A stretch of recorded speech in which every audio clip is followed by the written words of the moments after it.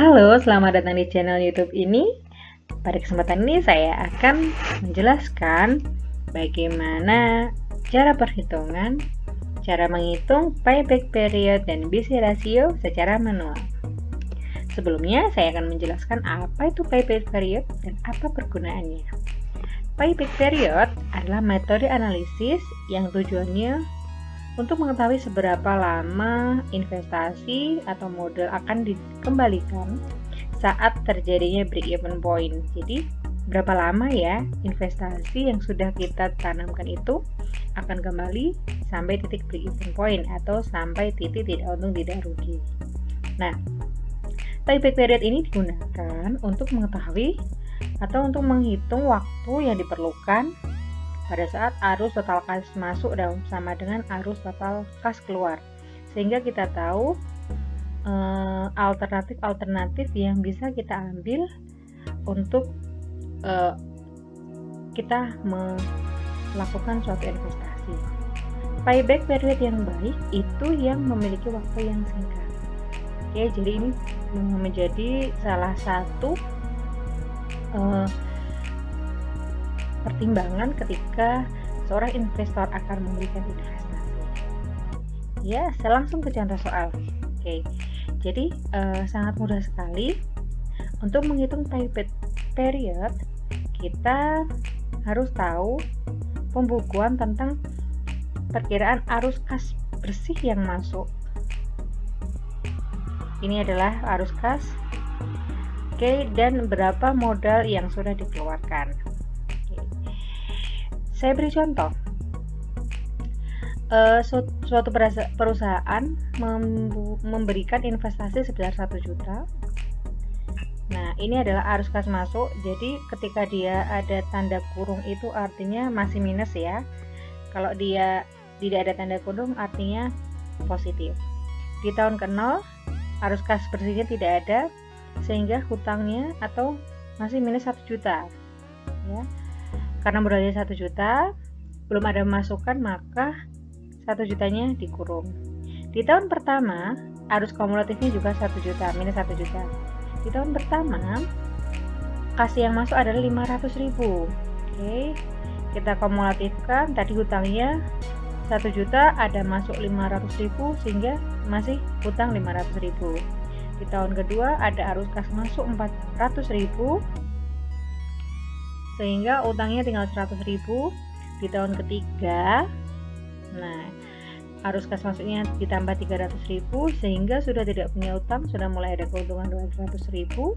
Di tahun keempat dapat dana 100.000, arus kas 100.000, sehingga arus kas kumulatifnya atau totalnya sudah mempunyai keuntungan sebesar 300.000.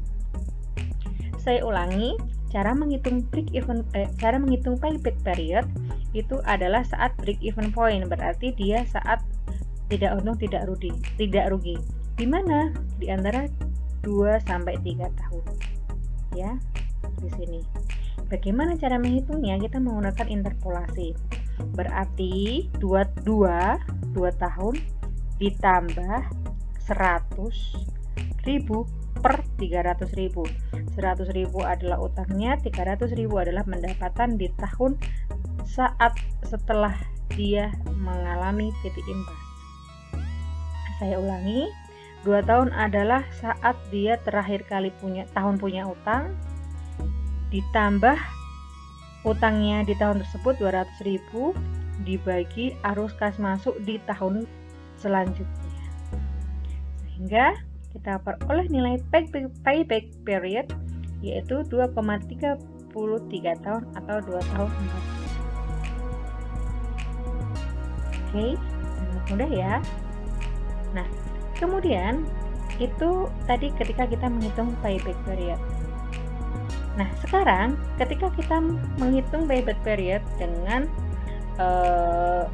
mempertimbangkan diskon faktornya, maka caranya sama, hanya arus kasnya harus dikalikan dengan present value atau diskon faktor. Cara nyarinya bagaimana? Cara nyarinya sama dengan yang sudah saya terangkan kemarin, bisa menggunakan tabel bisa menggunakan Microsoft Excel itu ya. Nah, untuk percent value 10%, tahun ke-0-nya adalah 1, tahun keduanya 0,901, dan sampai tahun keempatnya 0,6830. Nah, pertama kita kalikan arus kas dengan present value, sehingga kita mendapatkan nilai present value arus kas. Oke. Nah, ini sama 1.500.000 kali 0,9091 dapat 455.000, sampai yang terakhir 100.000 dikalikan 0,6830. Ini saya bulatkan ya, jadi 68.000. Oke, kalau kalian melakukan perhitungan boleh dibulatkan seperti ini, boleh tidak dibulatkan. Oke, kemudian kita hitung arus kas kumulatifnya. 1 juta, ini masih utang 1 juta, ada masuk 455.000, utangnya tinggal 545.000, ada masuk 331.000, utangnya tinggal 214.000, dan seterusnya sampai di tahun keempat sudah ada keuntungan sebesar 79.000. Oke, sekarang kita mencari diskon payback period. Jadi payback period yang didiskon atau yang diperhitungkan menggunakan present value atau uang di masa depan. Caranya sama seperti tadi, di tahun terakhir dia punya utang berapa? 2 tahun, ditambah utang di tahun itu 214.000, dan arus kas masuk di tahun selanjutnya yaitu 225.000, sehingga diperolehnya 2,95 tahun. Oke, waktunya lebih panjang ya. Nah, begitu cara menghitung payback period. Oke, mudah ya. Nah, kalau begitu saya akan lanjut ke cara menghitung BC ratio. Nah, kalau BC ratio itu perbandingan antara jumlah benefit atau keuntungan dibagi dengan jumlah cost. Secara simpelnya seperti itu. Ada net ada gross. Kalau gross ini benefit kotor yang telah didiskon. Kalau yang net itu benefit yang positif, present value positif dibagi present value net benefit yang negatif. Aduh, tidak usah bingung, nanti saya akan jelaskan satu persatu. Pada intinya, BC ratio ini akan menjelaskan kalau kita punya modal yang besar, harusnya kita juga akan mendapatkan untung yang besar. Kalau benefit dibagi cost nilainya besar, artinya investasi itu sangat baik. Tapi kalau benefit dibagi cost nilainya sedikit, artinya keuntungan kita dibagi dengan jumlah cost yang kita keluarkan itu kecil. Nah, berarti kalau BC rasionya itu kecil atau katakan kurang dari 1, maka proyek tidak layak. Tapi kalau lebih dari 1 atau bahkan lebih besar, maka itu layak untuk dilakukan. Oke, langsung cara perhitungannya. Jadi ada gross, ada net. Oke, langsung contoh soal saja ya. Jadi ini contoh soalnya. Suatu proyek menghasilkan estimasi umur proyek 6 tahun, diskon faktornya 10%, biaya investasi yang dikeluarkan tahun pertama dan tahun kedua adalah 500 dan 400 juta. Setelah itu setiap tahunnya 50 juta. Jadi tahun ketiga, keempat sampai ke-6 masing-masing 60 juta. Oke. Ini adalah biaya. Manfaat itu sampai dengan arus kas masuk ya. Jadi arus kas masuk tahun pertama masih 0, kedua sampai ke-6 yaitu 100 juta, 200 juta, 300 juta, sampai tahun ke-6 500 juta. Pertama, kita buat tabelnya.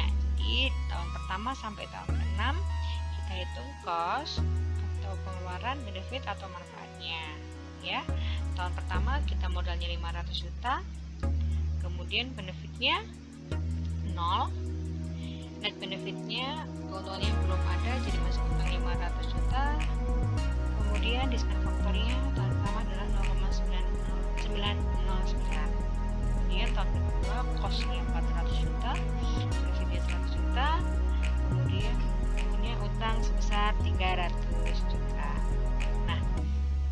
kita tulis seperti yang sudah mirip dengan payback period tadi, yaitu cost-nya setiap hari kita tulis, benefit-nya kita tulis, lalu net benefit itu kita peroleh dengan mengurangi dari benefit dikurangi cost. Jadi kurung artinya utang ya, benefitnya 0, cost-nya 500 juta sehingga minus 500 juta. Tahun ke-6 500 juta dikurangi 50 juta menjadi 450 juta. Lalu net benefit ini kita kalikan dengan diskon faktor, kita peroleh present value-nya ya. Tahun pertama dan kedua masih utang, di tahun pertama 454,5 juta, tahun kedua 247,6 juta. Diperoleh dari mana? Yaitu dari net benefit dikalikan diskon faktor. Oke, present value-nya kita hitung sampai tahun ke-6. Nah, cara menghitung gross BC ratio yaitu dengan menambahkan semua yang positif. Jadi mulai tahun ketiga sampai tahun ke-6 kita tambahkan semua, lalu dibagi dengan tahun pertama dan tahun kedua. Itu 454,5 juta ditambah 247,8 juta. Nah, kita peroleh nilai gross BC ratio 1,07. Oke, sangat mudah. Lalu kita lanjutkan dengan menghitung net BC ratio. Net BC ratio pertama sama dengan yang tadi, kita hitung cost dan benefit. Nah, di sini cost dan benefit masing-masing kita kalikan dengan diskon faktor. Jadi cost kita hitung, kita kalikan diskon faktor, benefit juga. Jadi kita peroleh masing-masing present value cost dan present value benefit. Present value cost kita tambahkan, kita total semuanya dari tahun pertama sampai ke-6, benefit juga sama, sehingga kita peroleh nilai present value cost dan present value benefit. Lalu kita bagi BC ratio untuk yang net, kita bagi present value benefit dibagi present value cost sehingga diperoleh 1,05. Jadi menggunakan net BC ratio maupun gross BC ratio sama-sama layak untuk diinvestasi. Nah, begitu ya caranya, sangat mudah. Selamat mencoba. Untuk contoh soal selanjutnya, saya cukupkan video kali ini. Sampai jumpa di video selanjutnya.